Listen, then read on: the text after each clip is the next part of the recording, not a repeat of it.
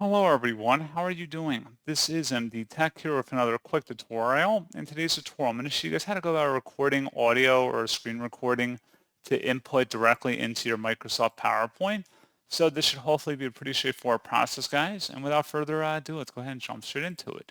So all you have to do is just select the record button up at the top right of the ribbon bar here. And then you go about then recording individual slides by selecting a little red button here that'll start counting down.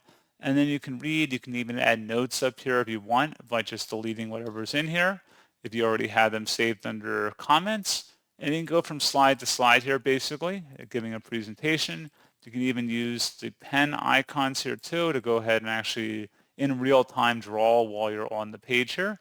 And you can also pause the screen recording up at the top. You can resume it. And once you're done, you can just select stop recording. And then once you're done, if you select export, you can see where the file location will be saved of this recording. So we can just save it to our desktop, for example, and select export. And it may take some time to finish importing.